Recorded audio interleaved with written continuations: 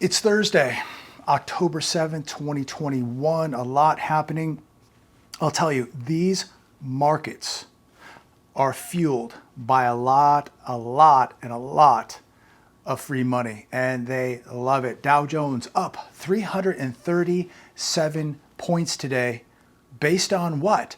They're going to temporarily extend the debt ceiling to, I think, December 3rd. So that was the great news. This pushed the Dow Jones up 337 points, markets across the board up. Somebody explained to me why these markets continue to soar. Where's the good news? There's nothing but terrible news regarding this economy. But we all know it's the Fed, it's the easy money, it's the free money continuing to prop all of this up while you pay the price and I pay the price. This is why we are seeing inflation soar, because somebody is going to have to pay the price for all this money printing, for the rigging of these markets, for the propping of these markets. And you know, this is really scary when you watch these swings. What was it yesterday, the day before? The market was down 450 points, Dow Jones, and then it closes up 111 points, whatever it was. But I mean, these 4 and 5 and 600 point swings, the markets continue to go up on nothing but negative news regarding the economy. People are in big trouble. Small, medium businesses in big trouble, and the markets continue to go up, and the brainless and the brainwash continue to believe everything is okay. The Robin Hooders believe this is normal, that they're going to continue to double down and inflate these bubbles in these markets even bigger than they are now. And these Robin Hooders will tell me I'm wrong, and they're going to tell me I'm missing out. But remember, the average Robin Hood account is $3,500. And I have these Robin Hooders tell me all the time that they're making money, yet the average account is $3,500. Let me tell you who's making the money in these propped up markets. It's the multimillionaires and billionaires. You got to bet big to win big. If you're gambling $2,000, $3,000 in these markets, you're not going to make a whole lot of money. It's the guys gambling the millions, the 10 millions, the 100 millions of dollars and plus into these markets. That's who's making the big money. I was down driving around today, running some errands down in El Paseo. The Bentleys are out, the Rolls Royces are out, the Ferraris are out, the Lambos are out, the beautiful GT3 Porsches are out. These are the people making money, and they're not gambling $3,500 accounts on Robinhood. These people are gambling millions of dollars in these markets. But let me tell you who's going to pay the price when it all collapses. It's going to be you, it's going to be me, it's going to be the 99%, while the 1%, run back to their islands, their gated communities, their private security. But they're going to be holding plenty of hard assets in real estate, in gold, in energy, commodities, things like that. These people are very well diversified. Not like the Robin Hood, or not like the average American. Most Americans aren't even in these markets, yet they believe everything is okay because they're going to watch the news tonight and they're going to hear how great the markets are doing while they're probably unemployed, while they are probably rolling off unemployment, but they're going to believe everything is okay. But let's get in to the facts. Let's talk about reality. And before I do, make sure you slam that like button and make sure you subscribe to this channel and hit that bell notification down below so that you are alerted when the newest video comes out. But let's talk about the facts today. And somebody please tell me why these markets continue to soar.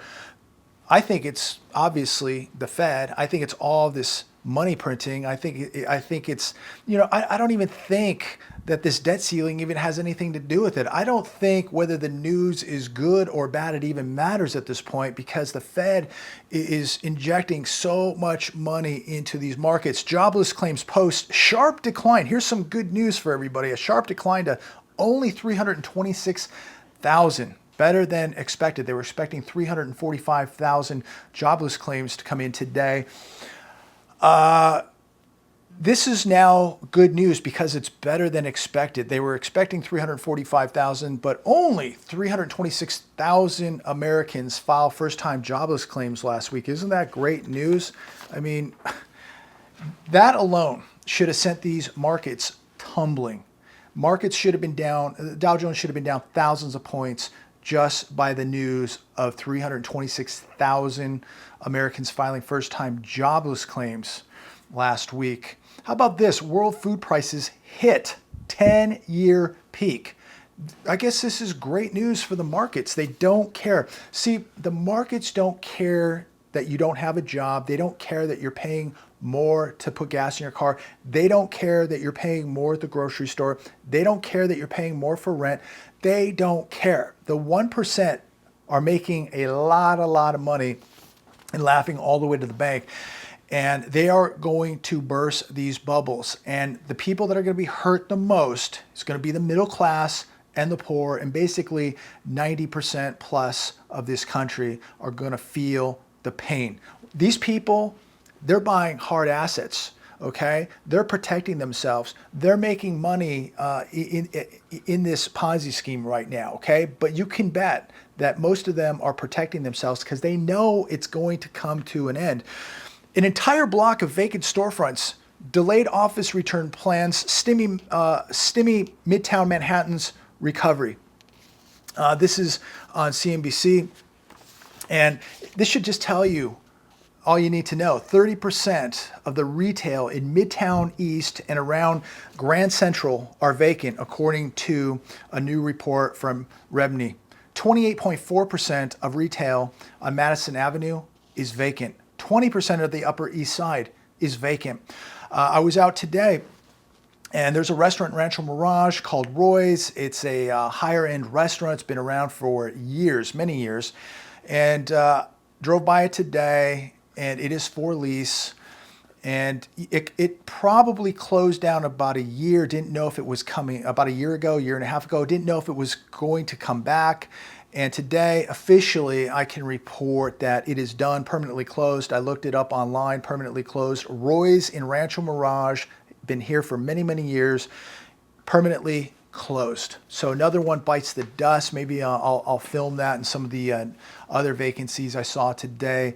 I was down on El Paseo, the Rodeo Drive of the desert out here, and it's continuous vacancies. Very few new openings. A couple new vacancies, and this is your high-end retail shopping area, and it is one after another. I mean, there are some blocks where there's 5, 6, 7 vacant retailers. They're not coming back. And as I drive down and I look at the restaurants that were not busy at all today around lunchtime, because as we know, 51% of the restaurants in America did not even pay rent last month, and many of them have not paid rent in over a year. But when you look, when you listen and think about that number, that statistic, you're driving down, you're passing through these restaurants and retailers, you're going, is anybody paying their bills at this point? What is going on? It's crazy. Wall Street Journal, just 180 more days until your oven arrives. Appliance delays cause havoc. Ovens, refrigerators, washers, dryers are taking months to deliver. Some people are saying it has taken over a year for them to get their appliances. And, I think like when I look at all these houses being built in some of the areas, when I was out in Hemet last week, thousands of homes are in the process of being built or are going to be built. And what if those homes do not get washing machines, dishwashers, refrigerators, air conditioners, etc.? How does a builder sell a house? I mean, this is really unbelievable when you think about it and when you start to look at what's happening. And when are we going to see some sort of normal? Are we going to see any type of normal, or is this how it's going to be for a very, very long time? Used car prices hit record high as dealership inventory at historic low. You've driven by the dealerships, you've seen it, they are just wiped out. Average price of a used car today is $25,400, When you look at the average median income of an American, it's $34,000. I mean, it would take almost the average American now to use his entire paycheck just to buy a used car, not a new car, a used car. Average price of a new vehicle right now is, I think, around $42,000. Wholesale used car prices rose to an all-time high in September. Prices increased 5.3% month over month. Vehicle Pace Index is up 27.1% from a year ago. Dealerships have been forced to purchase second-hand cars to replenish their inventory due to the shortages of new vehicles. I've noticed that if you went back a couple years ago, most dealerships didn't carry used cars older than 2 or 3 years. That's it. They would not carry anything older than 2 or 3 years. Now they are carrying cars 10 years plus old on their lots. They would never have done this 2 years ago. Now it's not uncommon to see a 10-year-old vehicle on a car lot. So changing times, ladies and gentlemen, and it's just hard to interpret everything we're seeing take place, that you can't even get a used car, you can't get a new car, you can't get an oven, you can't get a refrigerator, supply chain disruptions, not enough truck drivers, chip shortages, everything. I mean, what is going to fix this? How does this get solved? And now you've got the whole situation with China flying over Taiwan with warplanes. And I'll tell you, it's a matter of time before China takes over Taiwan. And when they do, the world's going to change, because they're going to be in control of chip manufacturing, because over 50%, about 55% of all chips used globally are made right there in Taiwan. The hedge today. Total claims collapsed to just 4.2 million, down 20 million from a year ago as crisis benefits end. 7 million people have lost benefits in the last 2 weeks. They are now going to have to find a job. They're going to have to go back to work, and they're probably going to take a pay cut from what they were making compared to their benefits. Because as we all know, the $600, the $300 benefits, the unemployment checks, the stimmies, people were making more money sitting at home not working than working. Now they're going to have to go back to work. They're going to have to find a job. And as most of us all know, many of these jobs are in the service sector. Many jobs out there are low wage, limited hours. It's going to be hard for many people to find a 40-hour work week, and it's going to be even harder to find a job that pays benefits. And they're now going to, I think, have a very abrupt change in their standard of living. So it's going to change now as people are being evicted, as millions are forced to go back to work, and we just look at the quality of jobs out there. And a lot of people are now going to meet reality.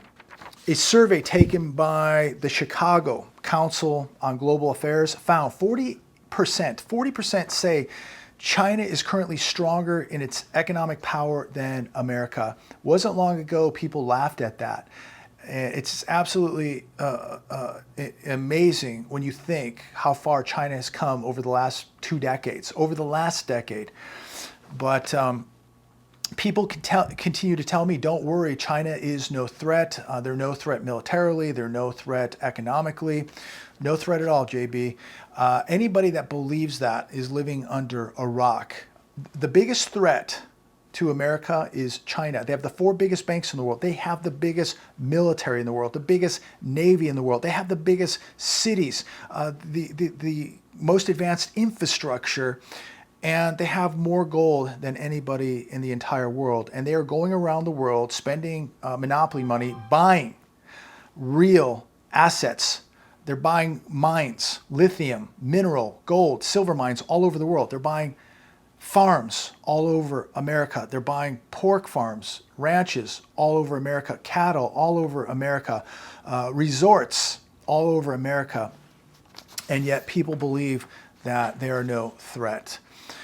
I want to close with this story. I thought this was pretty interesting, and it's another nail in the coffin for California. Tesla moves headquarters from California to Austin. Please comment down below. Let me know what you think about that. This is just another reason of why I'm leaving California. This is not a business-friendly state. Taxes are going to continue to surge, and the people who have a job left here in California are going to pay for the people who are just mooching off the system. And so it is no doubt time to get out of California, and I am currently making arrangements, and I'm hoping by this coming spring I am out of here. But I'm wrapping things up here in California as Tesla is wrapping things up. And I'm no fan of Tesla, but at least they had the guts to say, hey, goodbye, see you later. We don't like your business outlook and how you're treating business here in California. So we're out of here. Adios, goodbye, sayonara. So it is another nail. I mean, just imagine the tax revenue that Tesla and jobs that Tesla is going to take from California and move to Texas. It's just another example of what is happening. And so many Americans living right here in California, so many Californians, I'm sure now, are having that discussion with their husbands, wives, families, of how they're going to get out and start making plans to get out of California. A lot of people now are having that talk here, right here in California, of how and when they're going to get out of California, where they're going. You know, people aren't just going to leave tomorrow. We've got one of the worst governors in the entire world right here. And a lot of people are having that discussion of how are we getting out of California? What are we going to do? And when are we going to get out of here? And I'm one of those people. So a lot of people going to be leaving the state, and they're going to be taking their businesses, they're going to be taking their money, they're going to be taking their taxes, they're going to be taking their innovation, they're going to be taking their talents elsewhere. So California is done. And I don't know if it will ever return to the point it once was at, the level that it was once at. California was the epitome of literally every state in America. It was the epitome. And I don't think we'll ever wear that crown again. I think they've done so much damage here, and it would cost so much money to fix it that I don't think it'll ever recover. I think now it is just time to get out and start looking at other options. That's what I'm doing, and that's what I'm sure a lot of people here in California are doing also. So I'm going to wrap it up there. Look, these markets are absolutely crazy. The volatility, crazy. They continue to soar. And the more they soar and the more they go up, I'm going to tell you, the more scared I get, because the more this bubble inflates, the more dangerous and the more fallout and damage we're going to see when they burst. And it is so obvious and apparent, the manipulation that is taking place in these markets, the money pumping, the money printing, the debt creation.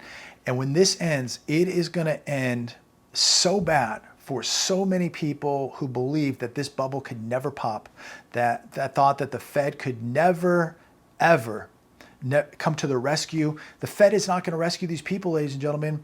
And sooner or later, they are going to be forced to raise rates. And you're going to see the bubbles burst, bonds, stocks, real estate, you name it. And it is unquestionably going to be the worst time in the history of this great country. Many people are not going to come back. Many people have their entire life savings, retirement in these markets, and they believe that they're smarter than the top 0.1% who will get out way before them, leaving them holding the bag. They believe that they're going to get out in time. These people have been brainwashed, duped. They've been drinking the Kool-Aid. They are drunk on market euphoria, believing it can never come to an end, that they're just too smart. They're going to outsmart the markets. Not going to happen. This thing's going to happen so fast, and when it does, it's going to hit so hard, and it's going to go down so fast that people's heads are going to spin. Their faces will be ripped right off. They are not going to know what to do. They're going to be done. They're going to be tapped out, and they're going to have no backup plan. All they're going to do is play the blame game and want to blame somebody. At that point, it doesn't even matter whose fault it is. It's over. And you either can survive it, and you either have a plan, you have reserves, you have assets you can get to, cash you can get to, you can capitalize when there is this much blood in the streets. These people are going to be done. Don't be one of these people. Be diversified, ladies and gentlemen. Be careful, be cautious, and be very careful who you're listening to, because all bubbles pop.